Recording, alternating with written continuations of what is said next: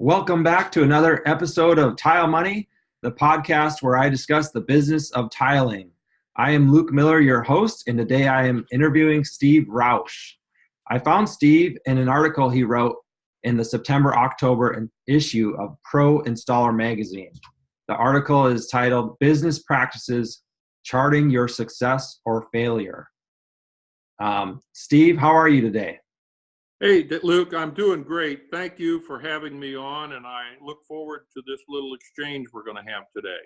You're welcome. I do too. Thank you for joining me. I know you have a long history in the tile industry. Would you introduce yourself and a little bit of background, maybe a 60-second interview or, An elevator talk. First of all, I don't want you picking on this long background stuff, or I'll shave my head clear like yours, because the gray hair is showing, and we get offended easily. You know, we're very sensitive old coots.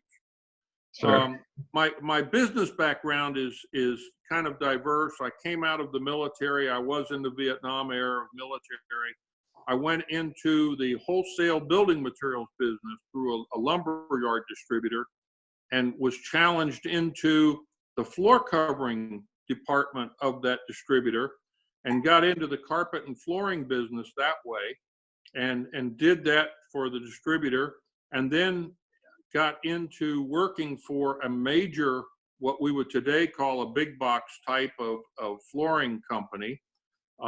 We had almost 50 locations around the Midwest, and then found out that the ceramic tile business was another segment that really enticed me. And so I've spent about 35 years now in the ceramic tile side of the business, exclusively. I'm in Atlanta, Georgia. I'm currently an industry consultant I like to say the tile and flooring industry, but as I told you earlier, only about 60 to 70% of my clients are in the tile and flooring business. I've got clients in all different aspects of business. And what you find, Luke, is that business is business. And if you're selling peanut butter or fire hydrants or flooring and ceramic, there's some principles that apply. And we're going to talk about some of those in the overview of what we're going to do today. And so that my personal interests range from, I'm a private pilot, so I love to fly. The older you get, this may not make sense to some of the younger guys, but the older you get, the more things like this entice you. Right. And 30 or 40 years ago, if my wife would have said, honey, let's go have fun, I would be in the bedroom with her. Right. Would take her to the bedroom, tie her to the bed, and say, I'm going flying for 4 hours. I'll see you later. And I would take off and fly. So that's an old pilot's joke, sorry. But I do enjoy flying, and I enjoy boating and being around the water. We've got a lake house at a local lake here in Georgia called Lake Hartwell. And I think that's critical. We're going to talk about how guys become successful. I think it's critical to your success that you have quiet time in your life. For sure.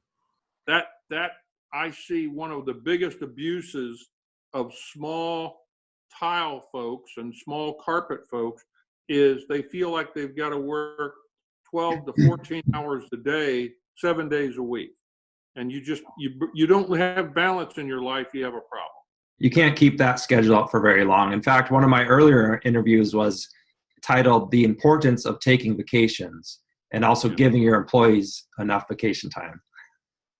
I had a great boss. I worked at one point for Georgia Pacific, and I ran the Den Shield Tile Backer program for them. And I had a great boss there, and I had been with the company a little over a year, and he came up to me and he said, you didn't take a vacation.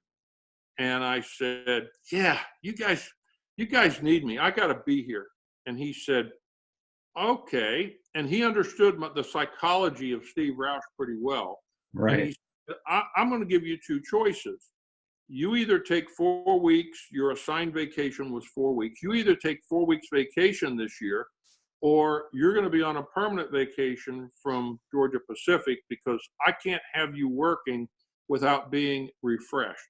I Right. would prefer you once a quarter to take a week off and go get refreshed. And I accepted that in the spirit in which it was given. And I said, it doesn't hurt to try. Besides that, it's his business. So, I'm going to do it. Yeah, And I was amazed at how much more effective and efficient I for became. So, sure.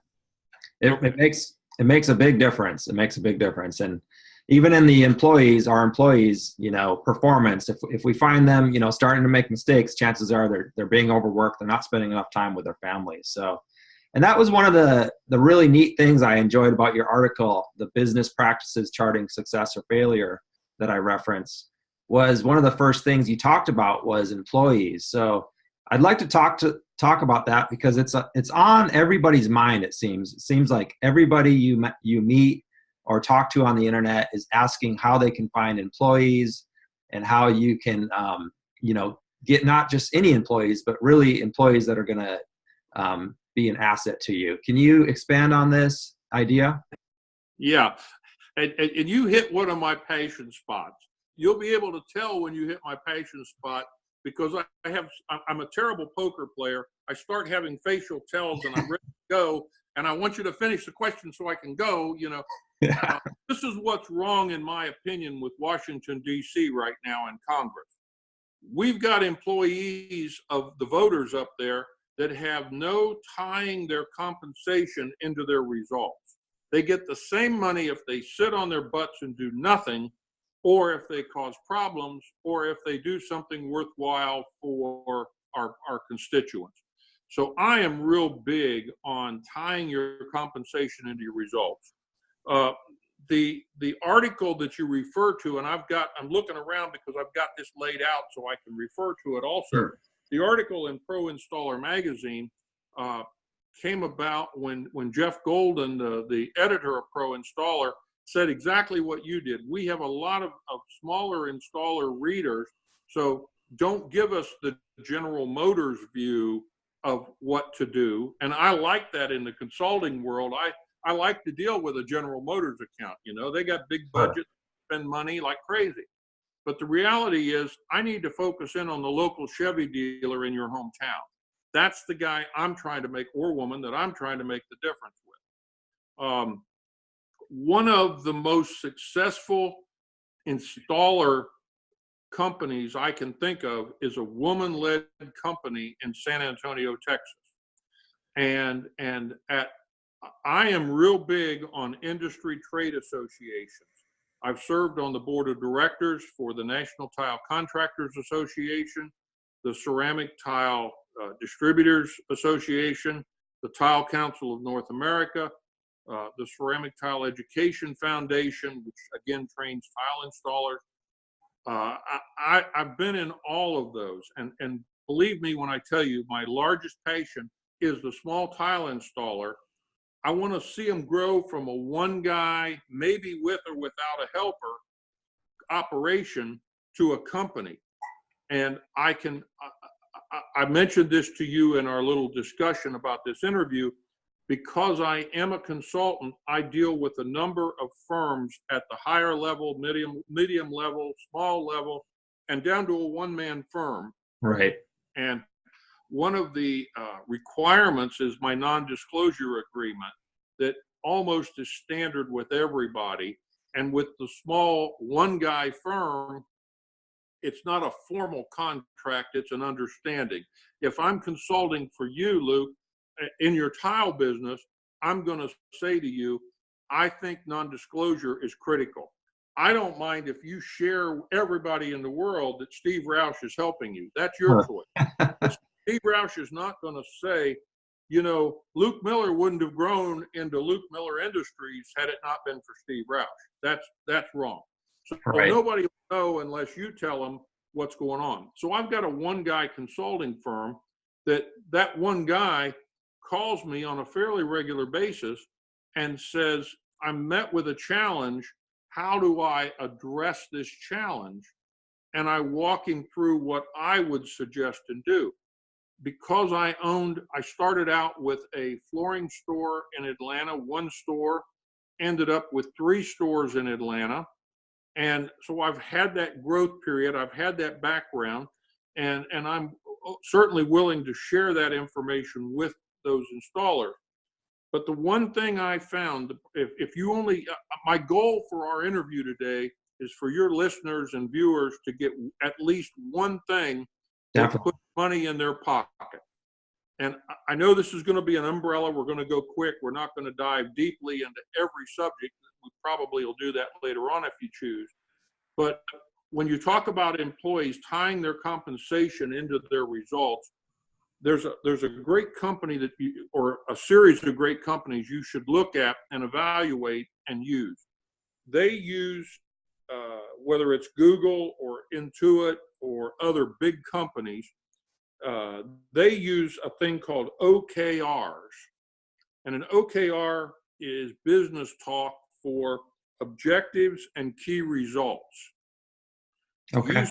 You set no more than 4, 5 maximum, but I like the 4 number, objectives and key results of what you want. Now, your objectives have to be clearly written, they have to be understandable, and everybody in the company has to know what they are.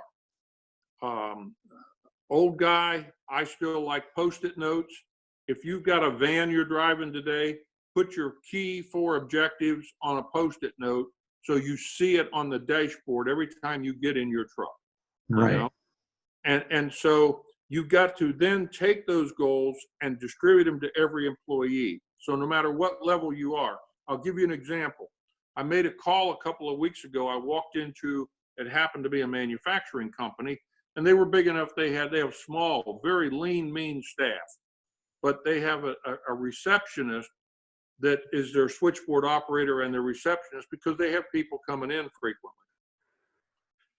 She just floored me. And you saw one of my posts. By the way, people should know I'm on LinkedIn under Steve Rausch, and I certainly have a lot of friends in my Facebook page that I can attest to out of the flooring industry. I put things there also. But she absolutely floored me by telling me at that point in the morning how many calls she had with customers, and that several of them were repeat customers who were making recommendations for other people that needed that company's services. They were calling in to lift that friend of theirs up and network and say, you need to call Luke because he needs what you've got and what you've done for me. So that's the importance of setting objectives and then key results. And by the way, I had helped this company set this plan up. Her compensation was tied to customer satisfaction, just like a commission on a salesman should be. Right. Okay?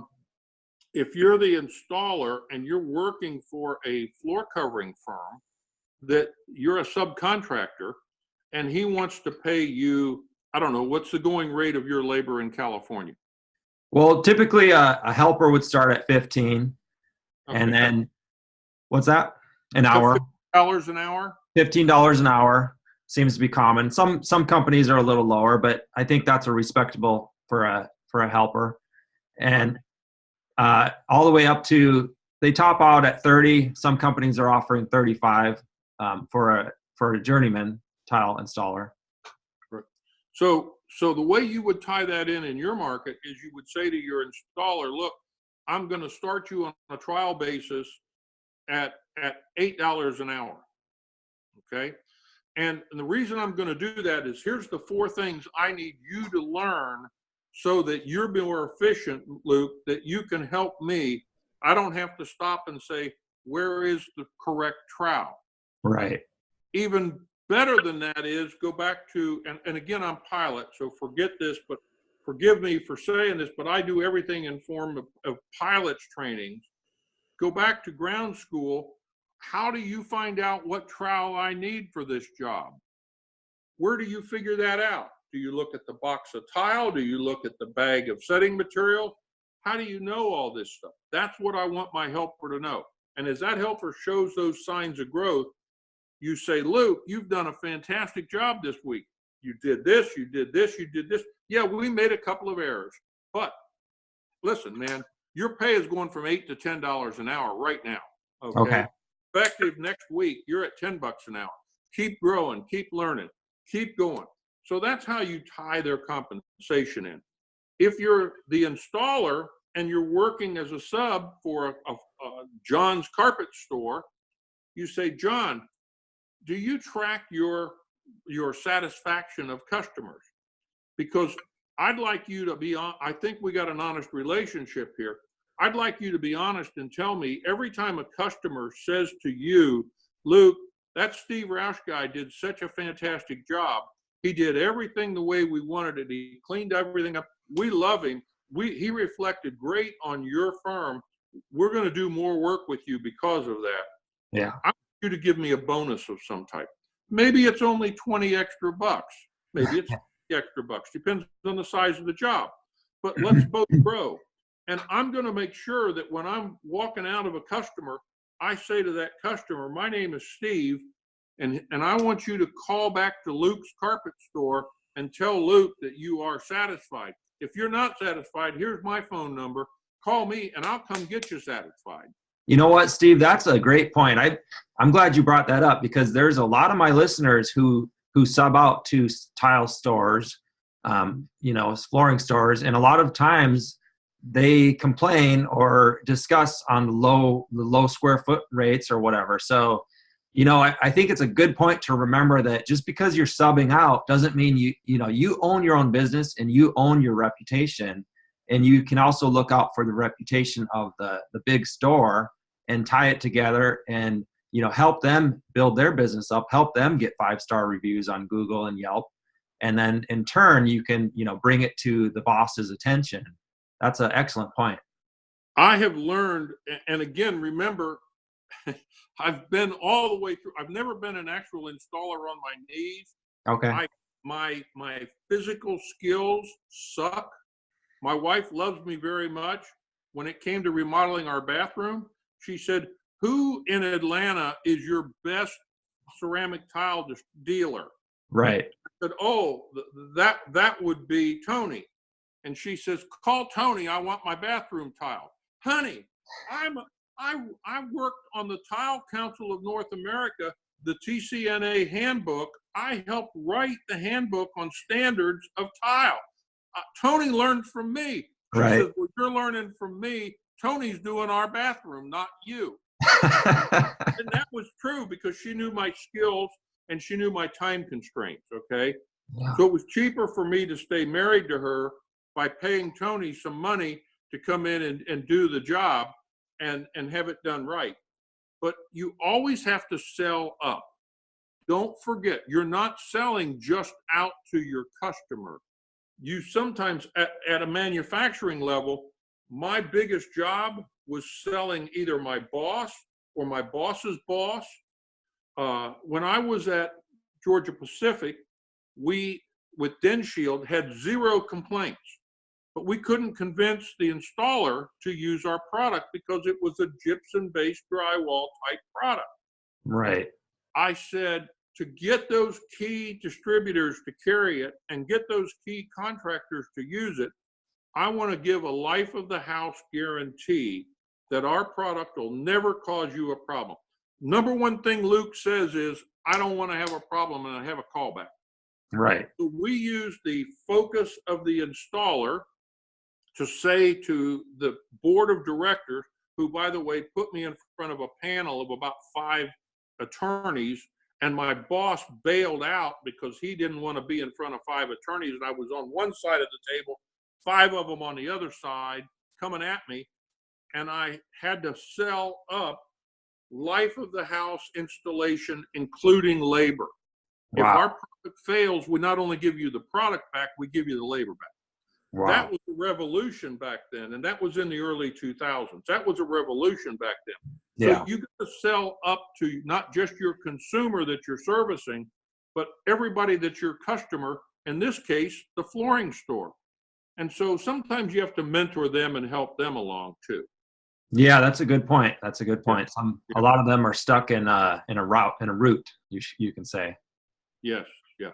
Well, one of my trainers always said, The only difference between a rut and a grave is the length and the depth. Okay, That's so a good illustration. that's Southern logic, my buddy. That's it. I like what you said about, tying the compensation into employees. If I wanted to build a tile business, in other words, I want to get away from installing tile, who do you think my first employee should be, in your opinion? Wow. The skill level, First of all, I have the respect of people who want to do that because I did that. I quit as vice president of sales for a flooring distributor and started my own. I looked at that business and I said, I call every day on idiots running the flooring stores, and I know I'm smarter than they are. I could do a much better job. Okay. So the problem is you got to have a balance of employees. Mm-hmm. In fact, what you need is, I don't want to spill the beans on this, next month or the next issue of Pro Installer Magazine, which is going to be the surfaces issue, I talk about the 4 types of employees that you need a blend of. Okay. But there's not one right employee, except to say you've got to have somebody who very positively impacts and blends with your skills and your weaknesses. Now, again, I'm going to refer frequently to pilot stories. I bought and own an airplane, not anymore, but we just sold it. But Okay. my partner in the airplane, he and I were perfect blends and matches. He was very conservative, very detail oriented. I'm big picture guy. I'm marketing guy. I'm up in your face guy. My partner was the laid back, business guy. If it's Tuesday, you gotta write the checks for Friday. No, we got until Thursday night to write those checks, Doug. Right. We write the checks for Friday. That's what you got to have. If that's your philosophy, you got to have the big picture marketing guy. Now, Right. here's the key that I think most guys in one-man businesses or one-person businesses miss. They think that's got to be a full-time person. I talked in this article that we're discussing about having systems and accounting systems, and that can be QuickBooks, okay? Right. Have you worked with QuickBooks? Yeah, that's what I use. QuickBooks Online is what I use. Are you proficient with it? I'm fairly proficient. I'm not a professional, but it helps. I consider myself fairly smart, but I honestly can tell you when I get in QuickBooks, I slow down. Okay, I spend 3 hours doing something that somebody else can do in 30 minutes. Correct. Okay? Yeah. All right. So I have. After you, I'm going to pick on you, but I want your listeners to understand and your viewers to understand this is geared at them. Right. You're just the guinea pig, but they're geared at them. Okay. Sure. So you could get a part-time person to do your QuickBooks, and that could be your first employee.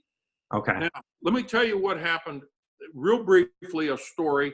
I was the chairman of a local subdivision association, and I was a damn good chairman, and I could delegate and get things done.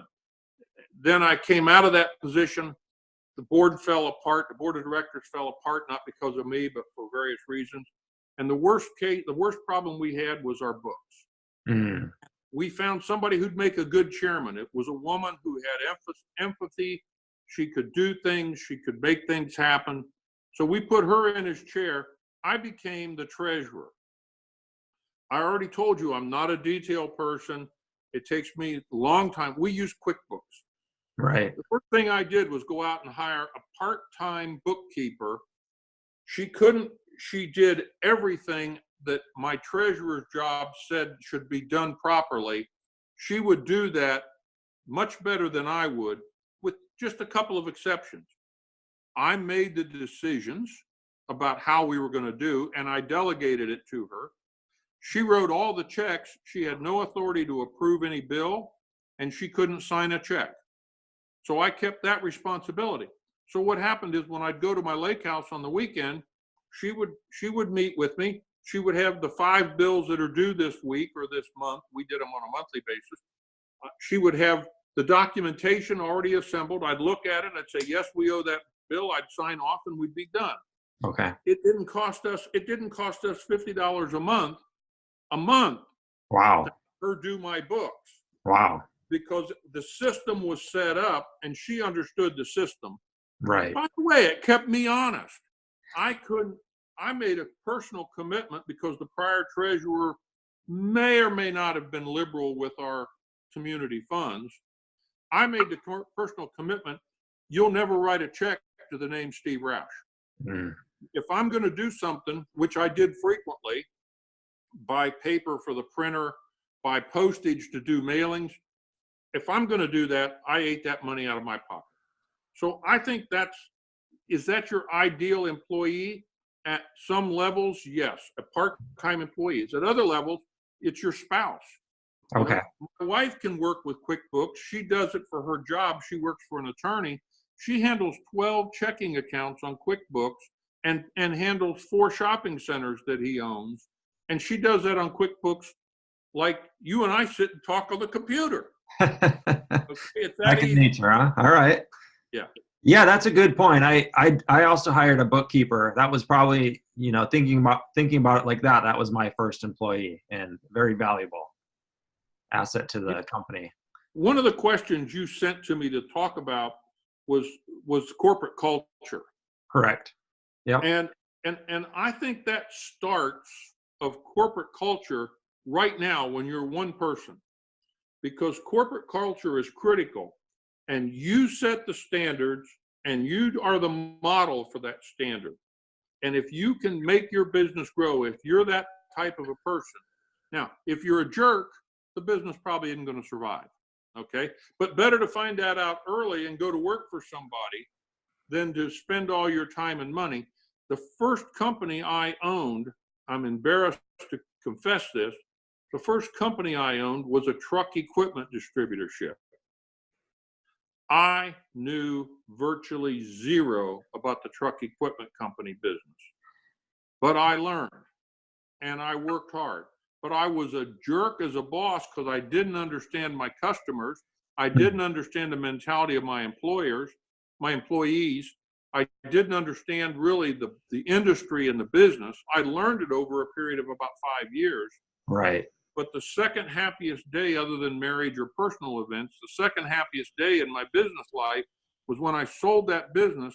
By the way, I sold that business to my general manager, who thought it was a fantastic business, knew the business, and if it wasn't for him, I would have failed. And he was an older gentleman who said, I work for you. Now, this may sound familiar to something we talked about a minute ago. I work for you, but you got to listen to me. I'm telling you, you're doing this wrong. And you got to do this, and you got to do this, and specifically, you got to do this. And you need to quit being a jerk to your employees. Boom. It was answered. It was done. Our business grew, and I hated the business. So it made sense for me to take a modest return on my time and efforts, sell him the business, and I came back to the flooring business, which was my passion. Interesting. So I know I also have employees who listen to this podcast. So if you need to have that conversation with your boss, just maybe think it through and choose your words wisely. Gentle and nurturing. Excellent. Just like you want to be, I don't want to turn off your audience, but I'm a Christian. Okay. And I think there's a great instruction book out there called the Bible. And there's a few nuggets in there that you might want to look at, like the golden rule, do unto others as you want them to do. I think one of the best things you want, and in fact, the next issue's article on the Pro Tile Installer is going to be about dealing with some people who really think they own part of your business.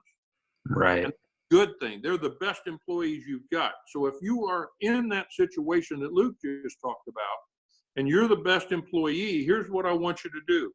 Gently, nurturing language like your mama used to use to you. Say to your boss, man, I love working for you, Luke, but we need to look at and consider A, B, C, D. And I'll help you with that. I've got some ideas, but I won't do anything to take your business away from you.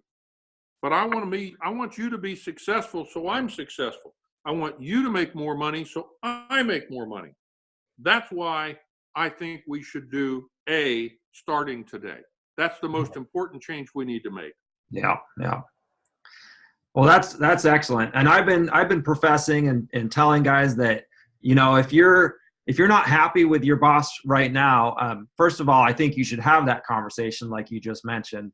But second of all, if they're not willing to, you know, change or be reasonable with you, now's an excellent time that we're living in to find a better job, because the economy is booming and everyone's looking for employees. So that if I'm a boss, if I'm an owner of a small business, one of the big questions is, how can I recruit these skilled, high-performance employees? Do you have any tips, Steve, on this? I do, and I want to jump one step back. Sure. To make a giant leap forward. I said earlier, I've been on the board of directors of the industry association. I totally believe that no matter what level you're at in our business, you can be the starter helper, that this is the first cast you're seeing, and this is the first job you've had out of school maybe. You need to be involved in our industry, okay? You need to be going to the Total Solutions Plus, to the surfaces, to the coverings. You need to utilize National Tile Contractors Association. If you're not a member, you should stop what you're doing today. The number one thing is go join National Tile Contractors Association, because they have programs that teach you how to do it. So what I'm about to relay to you came from a seminar from Covering Show in Atlanta back in June. One of their better installers happened to be the lady that owns the business in San Antonio, Texas that I referred to earlier. She said an idea that made my entire expense of coverings worthwhile. She said, you want to recruit installers? Do you have a high school in your community? Okay. She said, I used to think that I needed to go. Boy, I'd dress up and she's pretty easy on the eyes. I got all prettied up and I'd go in there and I would recruit. And I had some success. We got some kids that were getting ready to make decisions that probably knew they weren't right for college. I didn't go to college right away. When I came out of the high school, I had two goals: drink beer and have sex with women. Where can you do that and it's okay? The U.S. Army, the military. So I went into the military. By the way, Vietnam was raging and we had a draft system, and my draft number was going to make me go there anyway. But if I'd have got a college deferment, I'd have been kicked out of college in the first 6 months. Wow. Okay. So because that's just me, that's what I wanted to do: drink beer, party, and be with women. This woman recognized that she was okay at reaching those high school students, but she sent her installer, Luke. He was there, okay? He had a kind of a skinhead like you do, only he decorated his with tattoos. Okay. He didn't have a dress shirt with long sleeves. He had a short t-shirt on. He wore blue jeans. He had tattoos. He spoke from the heart. He said, you guys want a career, not just a job? If you want a job, go to McDonald's down the street and say, do you want fries with that at the drive-through window? And you'll make $8 an hour. But listen, I'm her lead installer. I can tell you right now, I'm going to make over $100,000 this year as her lead installer. So here's what you do. You come over to our store. We will teach you a few weeks of skills. We'll teach you the basics. We're going to send you off to a training program. Then we're going to use you as a helper. we're going to set certain standards. We're going to have clearly written objectives. And what those objectives are going to be, basically 4 things right up front. And we are going to hit those 4 things, and you're going to see progress. How do you get to the next level is going to be completely outlined. Now, again, Luke, this didn't happen by thinking of it on the way to the high school. You've got to have a corporate culture that wants to expand in a certain way. You know what you're looking for in helpers and installers, so that you don't get Joe Doper who's coming off the street, who just he's down, he needs money for another joint. Right. So he's looking for a job today. That's not who you want as your helper. Yeah. You've got specific requirements that you want. And I used to say you can't train passion, but I think you can train passion. One of the best salespeople I ever hired when I was the vice president of sales for a local flooring distributorship, the best salesman I hired was a waiter that waited on me at a restaurant one night. Man, that guy had passion. He had human relationship skills. He could join this conversation and be good at it. He didn't enjoy being a waiter, but he needed money. Mm. And I said, what do you know about the flooring business? He said, I don't know anything, but I'd be willing to learn. Boy, it's tough, you know. It's you'd have to do. And I gave him every hard aspect. Now I wasn't hiring him to be a helper, but Right. you have to carry boxes of ceramic tile into the job site. Sometimes they're on the 3rd floor. You got to carry 3x5 sheets of backer board into the job site. It's heavy, 50 pounds a sheet. You got to carry it to the 3rd floor. Can you do that? Yeah, I'll do. Yes. Okay, that's what you want. That's who you got to recruit. So indulge me a minute. This gentleman, this waiter, you met him. He waited on you, and you hired him as a salesperson for your company at the time. Yes. Okay, excellent. So did you offer him the job that first time you met him, or? Yes. Okay. You know what? I impulsive? Maybe. Read the Pro Installer magazine next month, and you're going to see the weaknesses and the shortcomings of the 4 type of employees that you've got. Right. And you'll recognize which one I was at that time, because I sometimes was impulsive. I sometimes, let's just say, played a little less easy with the rules. Yeah, he had to come in for an interview, but I hired him on the spot. Sure. Yeah. Well, you know, it's a good lesson and a good point, though, because I think a lot of times we get stuck in this mindset that I have to hire somebody who has experience doing what I'm doing. No, and that's not always that's almost never really the case. In fact, it's sometimes better to train someone that has that spark that you see, and that you can see this person would be excellent. I just need, to train them. I need to understand their motivation. The most important class I ever took at any training, college included, was psychology.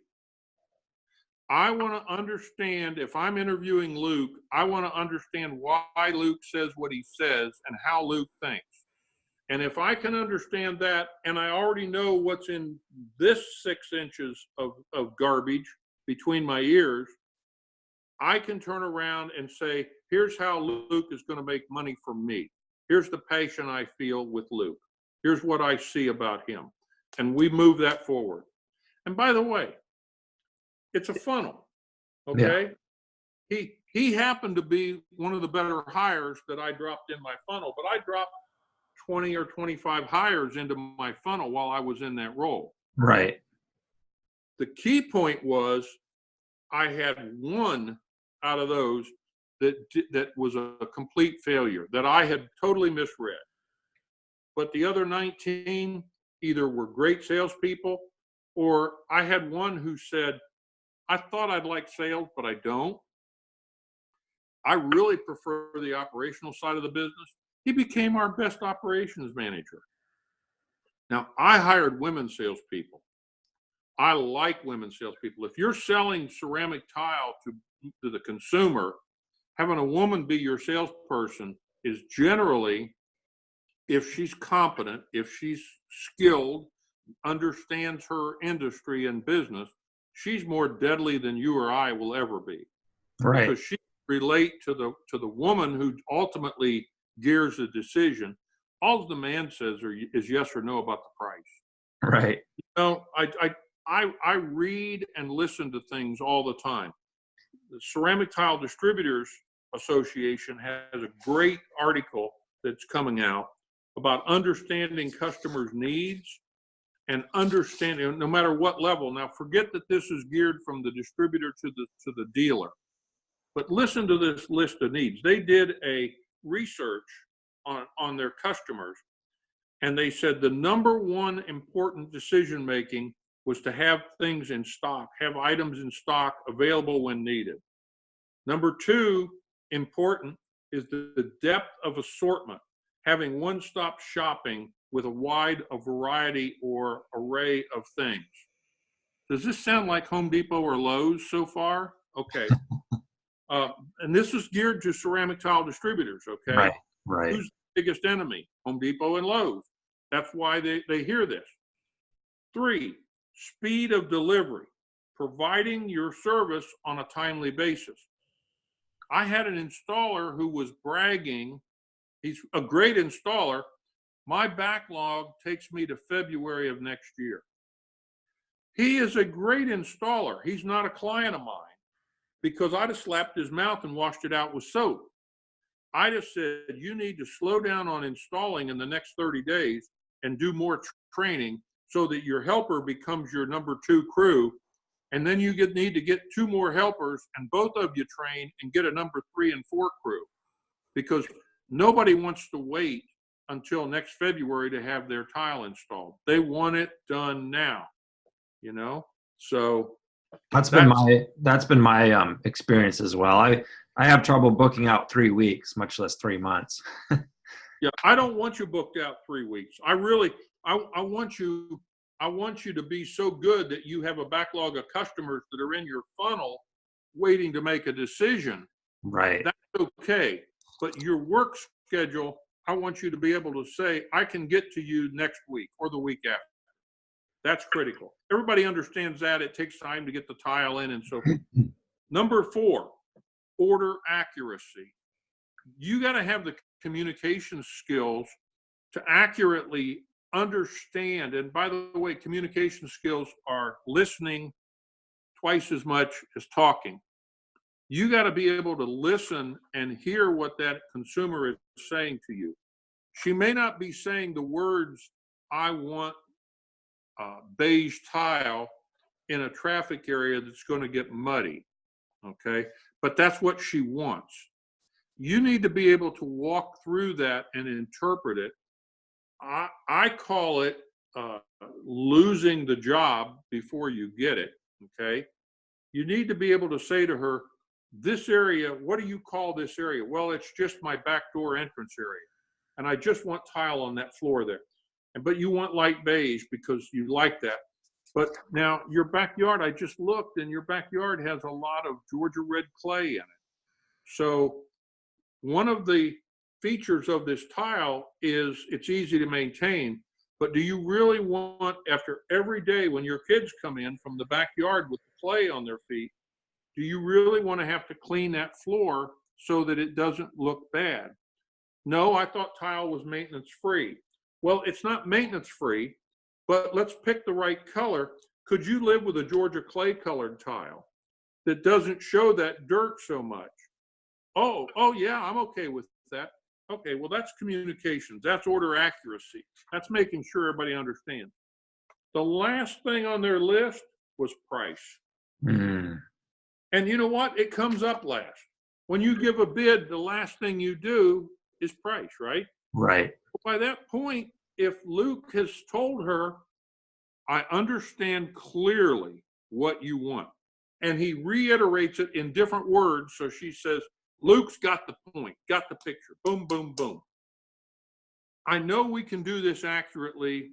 I know we can be there week after next. We have everything that you want. And by the way, it's all pretty much in stock either at my distributor or it's coming in. I can guarantee you when we set the date, we should have it. Okay. So, now, I just did this in a business dealing that I was doing. I bought a car. Isn't that the most painful thing you have to do? You know, I already owned a pickup truck, so I had to get a Ford Escape. Okay. I interviewed 5 Ford dealers. I was sorely disappointed in the 5 Ford dealers. I got on the phone and I called number 6.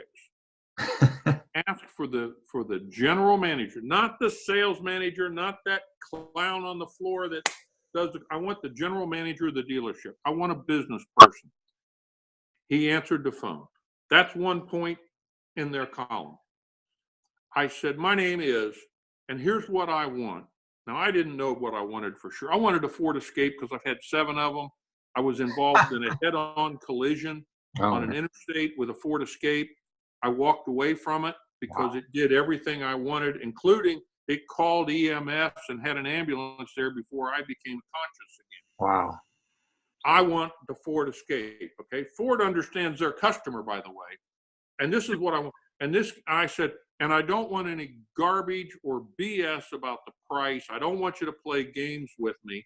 I need a little education. I said, I want to deal with you, Luke. And Luke said, I'll be glad to deal with you, but please indulge me. I know my business and I know myself, and I get unfocused sometimes and distracted because I got a lot of balls in the air. I'm like the player at the circus that does the spinning dishes, and I got to keep them spinning. Right. But I've got the perfect person. When you come in, you and I are going to sit down with the perfect person who understands that, who is no BS, who will make you educated as to what you need and what you want, and will get you the price for it. Are you willing to come in on Tuesday or Wednesday? Boom. I went to the Ford store. The salesperson I would never have gone to. He wasn't a nerd, but he was real close to a nerd. Sure. But he knew Fords. He knew Ford Escapes. He spent, just like a doctor, he spent the first 15 minutes asking me questions about how I was using my vehicle and why I wanted a Ford Escape. And then he said, you know that a Chevy Equinox is cheaper, don't you? And I'm sitting there and I'm going, this guy is my guy. Okay? He understands. He wants to lose the sale right now if it's going to be lost. And I had to say to him, I'm not shopping necessarily by price. I'm shopping by what we're doing. And I want a Ford Escape. And he says, let me show you what we got. Here's what you've asked for, but I think what you might really want to consider, I want you to look at this and see this, because this is something good that I think you'll like. And when we got done, I walked out with the Ford Escape that I wanted, that I was satisfied with, and I'd give you his name and the dealership's name. I've recommended 5 people to go there and buy cars. And you know what? That's what you want as an installer, whether you're at your first crew, the first guy with just a helper, or whether you own Home Depot and in charge of the ceramic tile department. That's what you want. Right, right. Yeah, I want to repeat what you said. Don't turn the tables back on me now. I'll change them on you. We, as salespeople, and all of us business owners are salespeople, right? Like it or not. Until we hire somebody to replace us. No, you're still salespeople. Okay, you're still sales. You sell that employee on why they want to sell for you.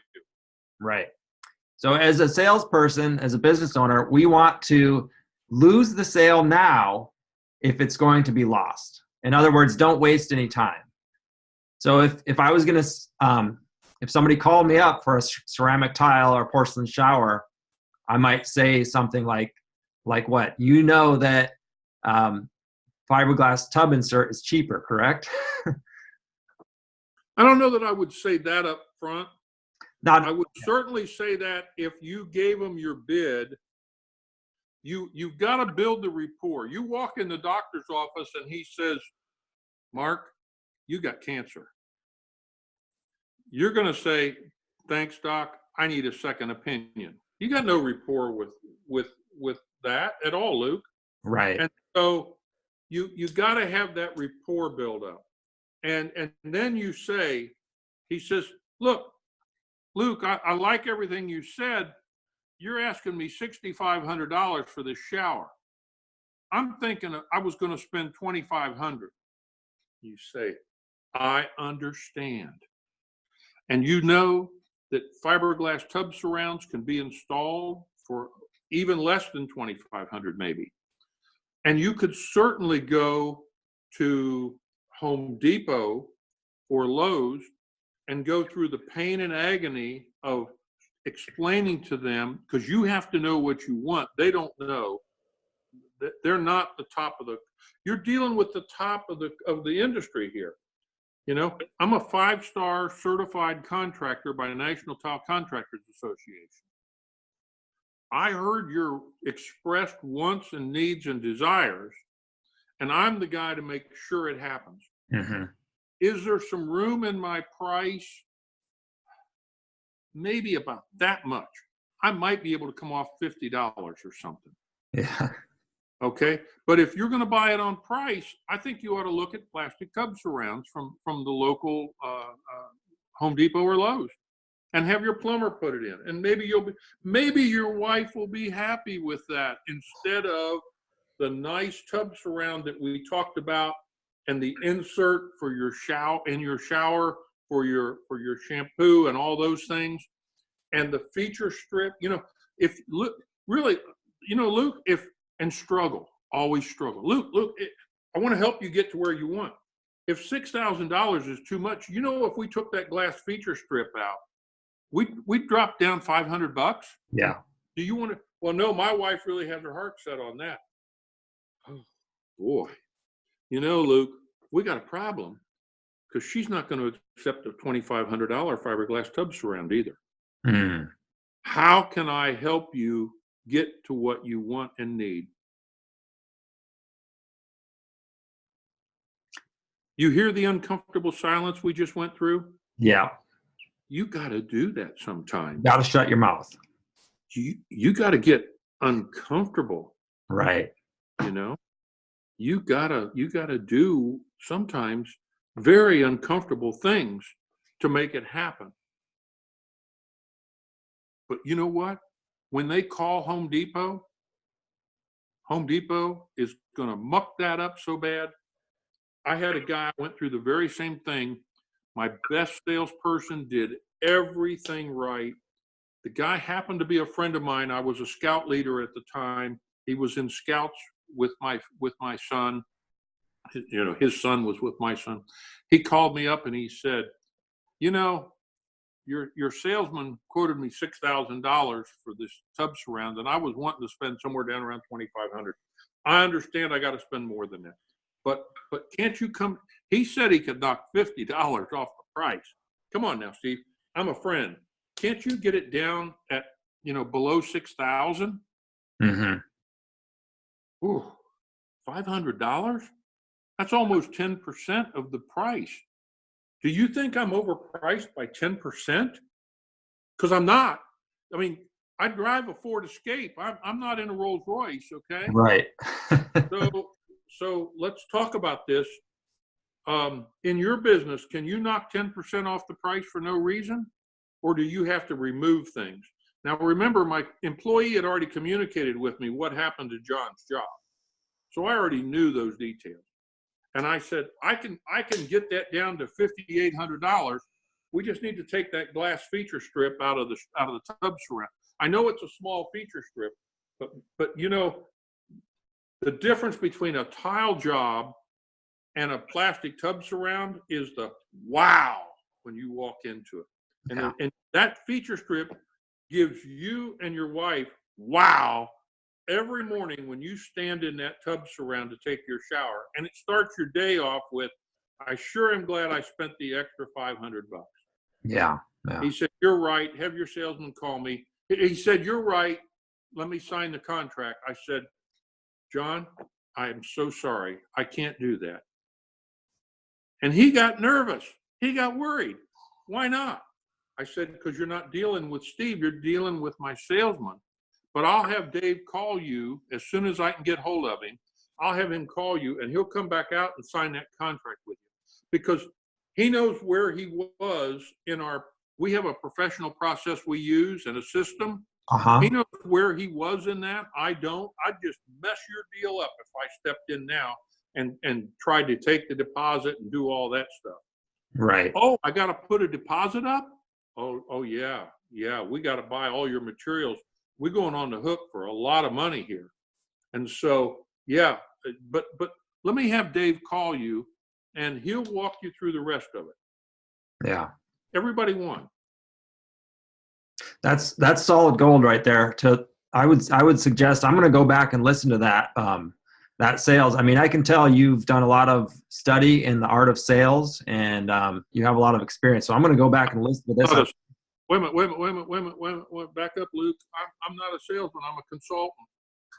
Well, consultants don't do nothing but talk. You're right. And that's why somebody needs to use a consultant. Not because we're smarter, but we've been hit with the problems before. I didn't go out and learn to fly an airplane by talking about it with you and I. Right. I had an instructor take me out in the airplane and say, what's your biggest fear about flying a small airplane? Falling out of the sky and killing myself. He said, good, let's go do that today. What? He said, yeah, let's go fall out of the sky and see if we can keep from killing ourselves. And we went up to about 4,500 feet, and that idiot had me flying the plane, and he pulled the throttle back. So there was no power, no engine. And he said, now you studied everything. What do you do? And I immediately went to the checklist, and I went to the best glide ratio, and I started looking around for a place to crash the airplane. I didn't care about the airplane anymore. I cared about two souls sitting on board, him and me. Cared about me first and him second.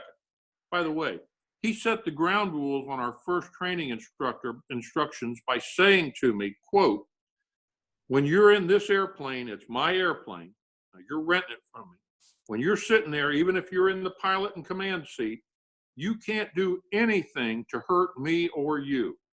Because if it comes to that, I'll bust you upside the head and knock you out, and I'll take command of the airplane and fly us home. So I knew I was safe. That's what you need somebody else to say with you.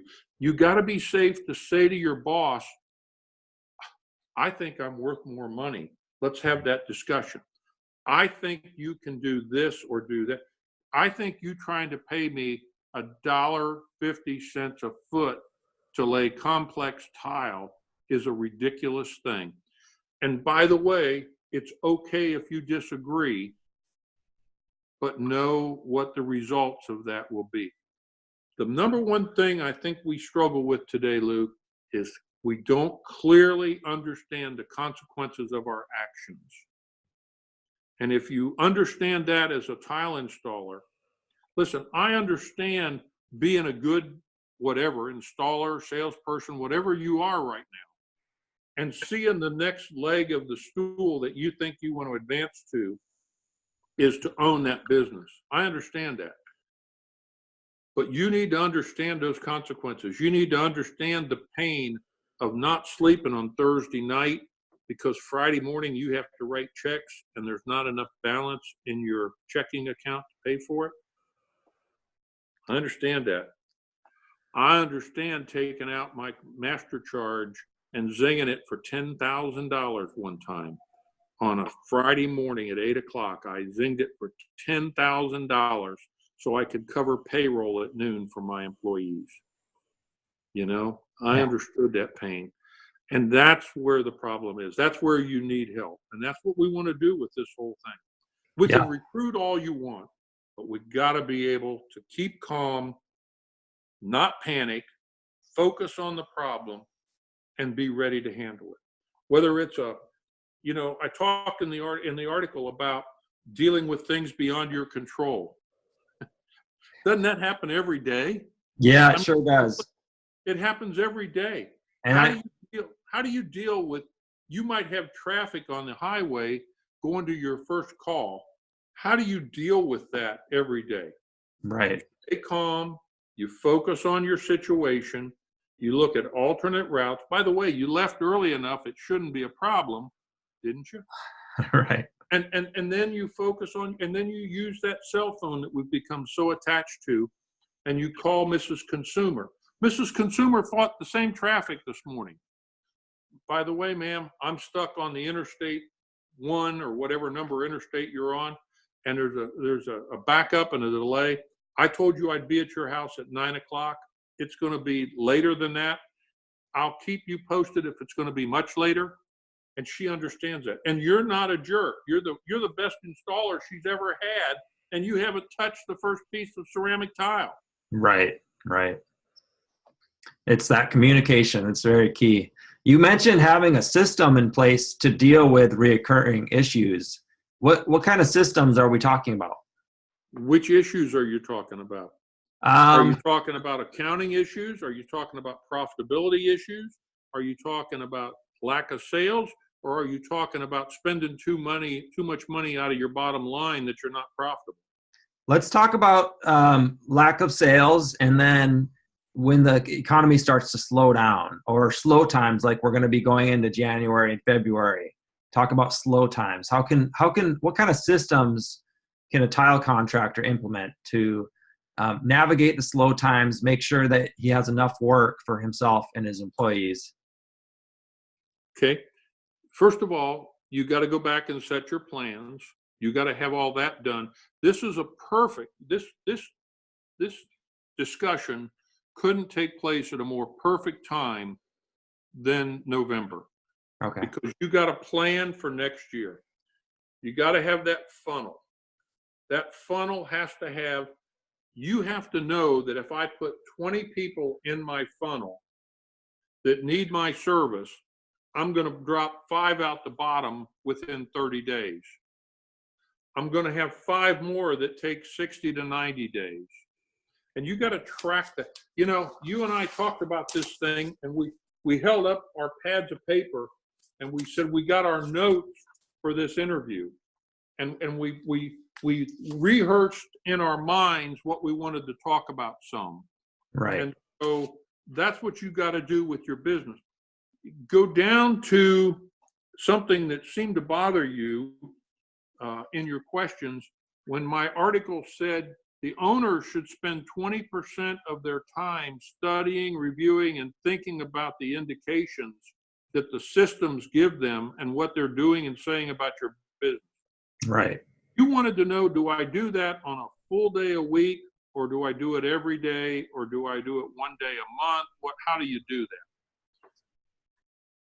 That's a great question. And it depends on your individual situation. That's why you need an individual coach. But I'll give you some general examples. I think you ought to spend 20% of every single day doing it.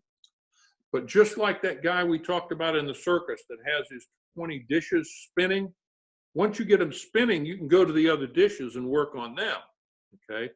So maybe this week, today, you spend 20% of your time setting up your system that says, I got to have 5 jobs pop out of my, and let's say your average job takes a week. I'm going to make this easy math because I'm not good at math, okay? Details aren't my strong suit. You need my partner in the airplane for that. He can give you every detail of everything, but I can't. But let's say you spend 5 days a week on a job. So I got 5 weeks in January I got to have jobs for. My funnel has 20 people going in it right now. I'm booked up 3 weeks in advance, but Christmas is coming. So that's like I'm going to lose another 10 days. Right. So let's just say that I got to have 5 jobs this month for next month. I got to have 20 people go in my funnel. Where do I get those 20 people? How do I get them? You know, maybe I'm on Angie's list. And if I am, I know that historically I get 2 or 3 calls. Maybe I've got a website. Is it producing calls? It's not. Why am I spending all that money on a website if it's not making people raise their hands and say, Oh, hey, Luke, by the way, I'm interested. Talk to me. You got to get that out there. You got to go find a part-time web person to analyze and look at your website and say, hey, Luke, you're not selling on that website. You're doing crazy stuff, and here's what you need to refocus it. Now, when I consult for a manufacturer, for example, that's one of the big things. If I got to hit a pot of gold on my first 5 minutes, I say to them, let's look at your website. Mm-hmm. Is it bringing you traffic? I have yet to have a manufacturer, including the best ones in our industry, say, oh yeah, it brings me all the leads I need. Not one of them has said that. So are you working on it? Are you spending 20% of your time working on that? So do you need to hire that other employee? You don't need to go out today in November and hire the second crew, because you don't have enough work to keep the first crew busy in January. So you got to have that big picture overview. I never get in an airplane and fly and say, I'm going up and fly today. I don't know where I'm going. I don't know what I'm going to do. I'm going up and fly. Well, how much fuel do I have in my plane? I don't know. Do I need to know that? Let's start basic. Which direction, north, south, east, or west, am I going to fly today? I don't have to follow a road. But sometimes you say, like, gee, Saturday, we took off from an airport outside of Atlanta, and I said, I want to fly up to South Carolina. Took off, started flying. The guy said, why do you want to fly up to South Carolina? And I said, well, first of all, I want to see Lake Hartwell. That's where my lake house is. I'm not there. I want to look at my lake house from the sky and see what it's looking like, make sure it's okay. I want to see how high the water is at the lake. So we knew that we had to have 14 gallons of fuel to fly up to the lake house. We knew there were two of us in the plane. We knew who was pilot and command at what phase. By the way, it was his airplane. So he was pilot and command for takeoff and landing, and I was pilot and command once we got out of the traffic pattern of the airport. And so he didn't jump in and take the controls from me, and I didn't jump in and take controls from him. I wouldn't have taken off the way the guy did. He took off, and he thought he was a jet fighter, and he went right straight up like that. I never do that. I take off, and I kind of fly level and let the plane build up speed so that then I can take off under control. By the way, if I lose power, I'm going to be able to circle around and land. If I have an unexpected issue, like my engine quits, I'm not going to die because I'm up like this. I've got speed, I've got power, and I can get back to the runway and land. By the way, I stay calm, I stay focused. I radio back to the tower.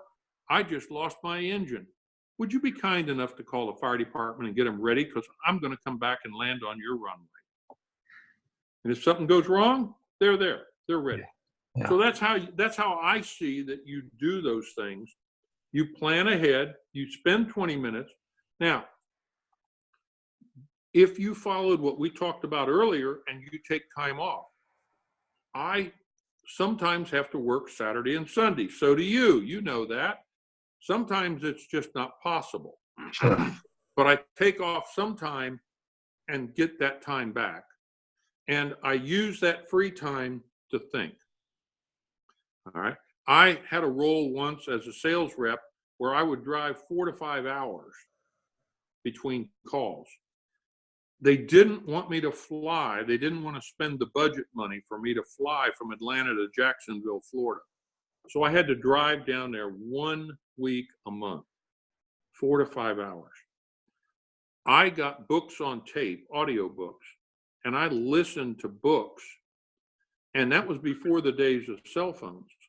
Now, on your Bluetooth cell phone, because, safety is a big company culture and a big concern about the company culture, I had a Bluetooth cell phone now, and I can make sales calls to people. I can call to Luke and say, Luke, I'm going to be in California next month. How about we plan to get together on such and such a day? I've just filled my funnel. And I've done it because of my quiet time, because I took my little notebook and I made some notes and I said, okay, this is what I want to get accomplished. and I reviewed those notes, and I looked at what they were indicating was going to happen, because that's important. The information is worthless. If you pay a bookkeeper to keep your QuickBooks and you don't analyze the information, and if you can't tell me right now, and I'm pointing at you, Luke, if you can't tell me right now how many jobs it takes you a week or a month to stay in business and make the money you want to make, then you need to spend time today thinking about that.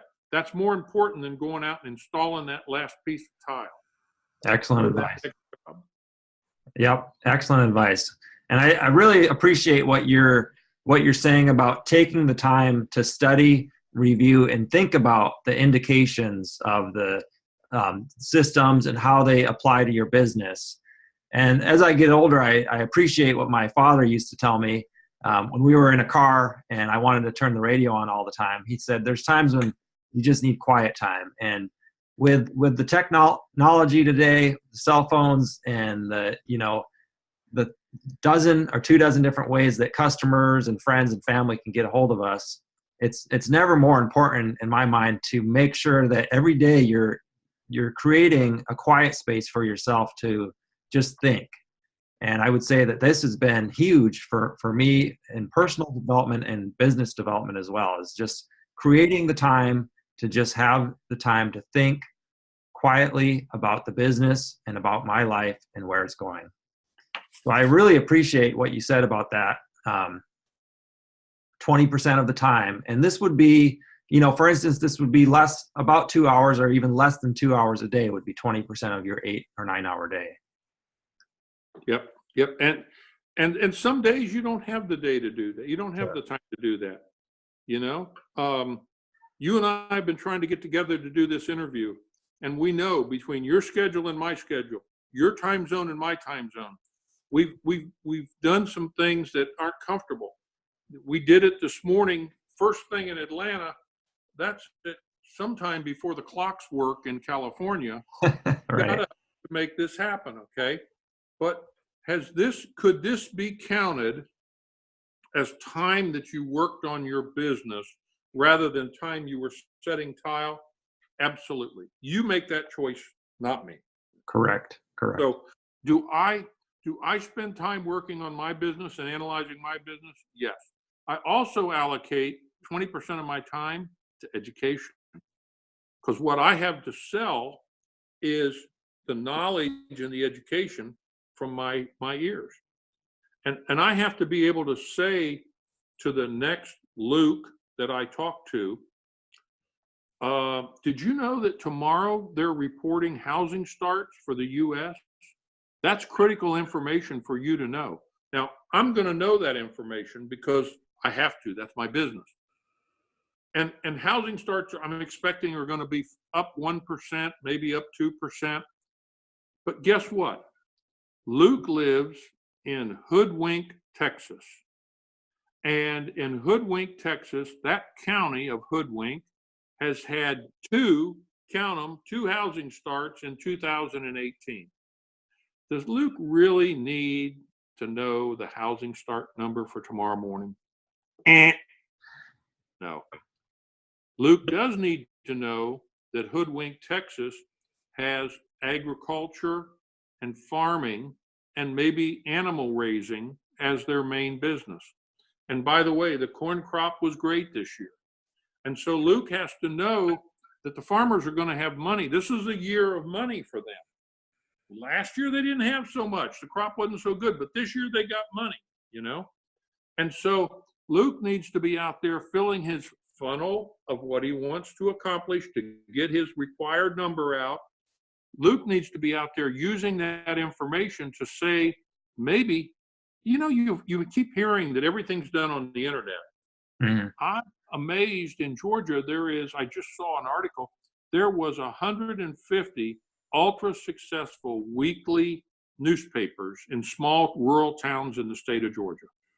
Wow. And you didn't know that. I didn't know that. I didn't realize it was 150 of them. So in my small town of Toccoa, Georgia, there's a newspaper. and I can put an ad in that newspaper. They're one of the 150 successful newspapers. And I can put an ad that says, are you getting your crop money in? It's the end of the season and want to think about remodeling your kitchen or your bathroom so that your house will last beautifully and look gorgeous. You need to call Luke Tile, and we need to do it. And boom, ba boom, ba boom. By the way, if you're a little bigger, you take the newspaper that's that town and the other 3 or 4 that surround it, and you spread your wings a little bit that way. Sure. And then if you got nothing like that, you know, I'm going to give you one more example that I did in early 2000s as a carpet dealer. I made sure that every customer we installed carpet for in their paperwork had a coupon for 1 carpet cleaning between 6 months and 18 months after they had their carpet installed. 1 free carpet cleaning up to the amount of carpet that we installed in your house. Okay. Now, I owned a carpet cleaning truck, and I had an employee whose mission in life was to run that carpet cleaning truck at least 5 days a week. By the way, he was passionate. He was a go-getter. He wanted 6 days a week.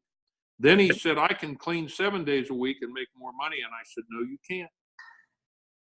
I want you 5 days a week max, 6 days a week. If the customer can't do it Monday for Friday, I'll let you do it on Saturday.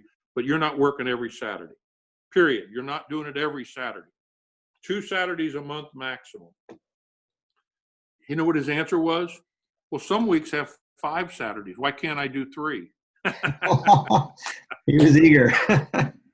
But I did that. Now, you may or may not have that type of information, but every job you installed, let's say in the beginning of 2018, you gave them instructions about how to maintain their ceramic tile.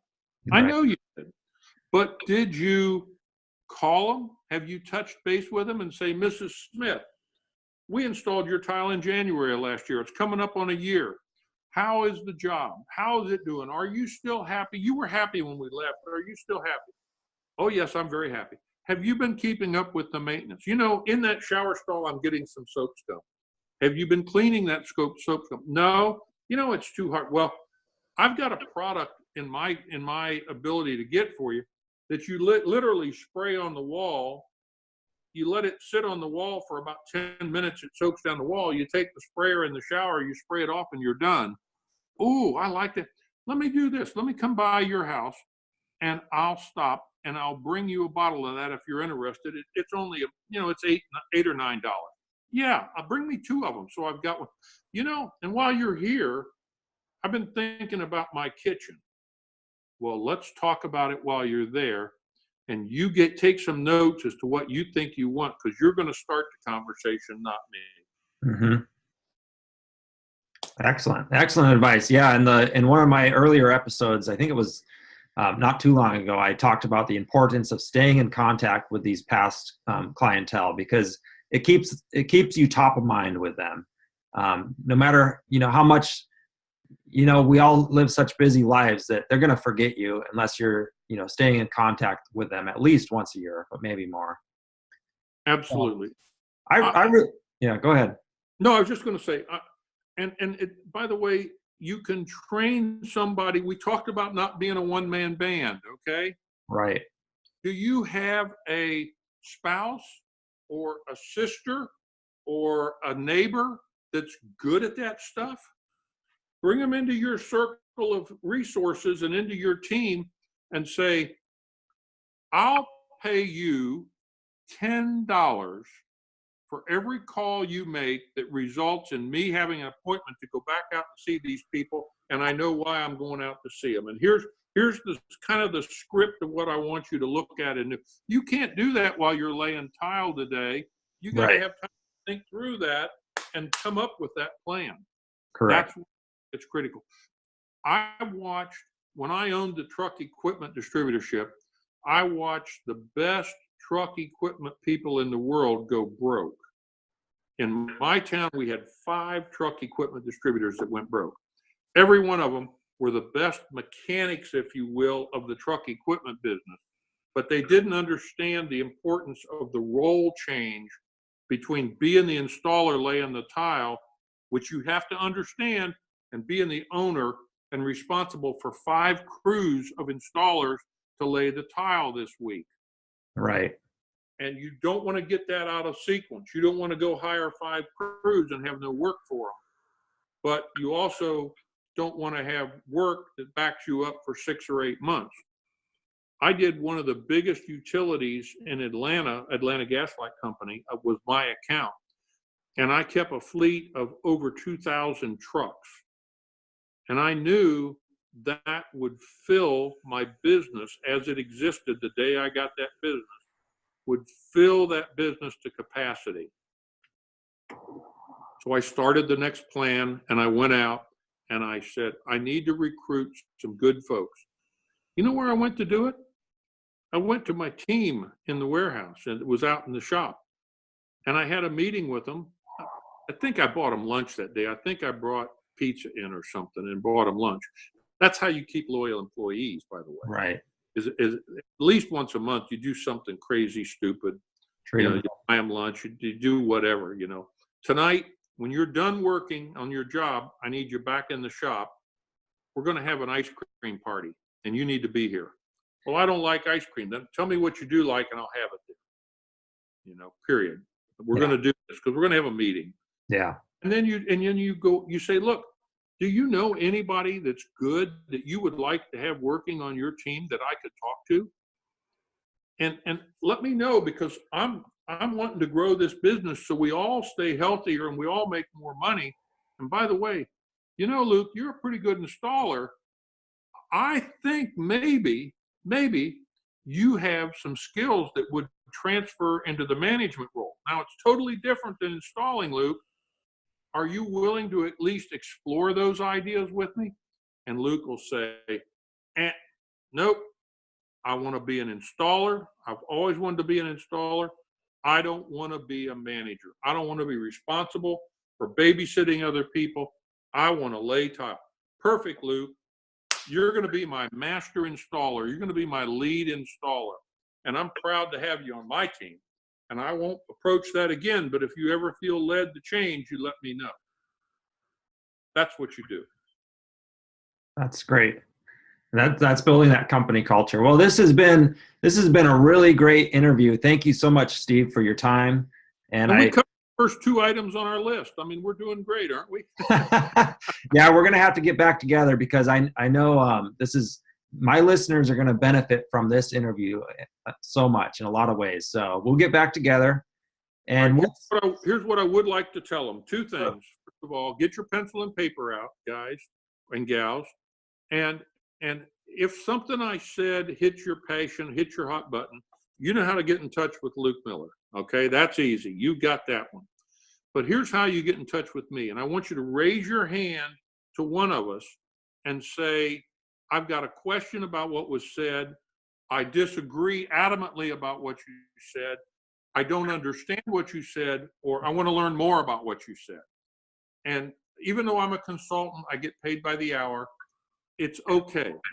My hourly pay sometimes is, let's have lunch and talk about it. And you pay for lunch. That's pretty reasonable, okay? What I want to do, my passion in life, is to see you succeed.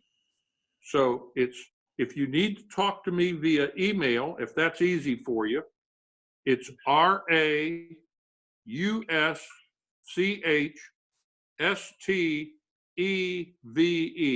Rausch Steve, 55. I'm not 55, but I look like I'm 55, at gmail.com. RauschSteve55@gmail.com. If you want to call me, sometimes you're on a job site and you say, let me tell you what I'm looking at. Let me tell you what this idiot just told me. And I had to come out to my truck to get something so that I could cool off and call and talk to her again. And I need to call you. What would you do when da-da-da-da-da-da-da-da? Boom, here's what I would say. My cell phone number, 404-281-2218. 404-281-2218. 2218.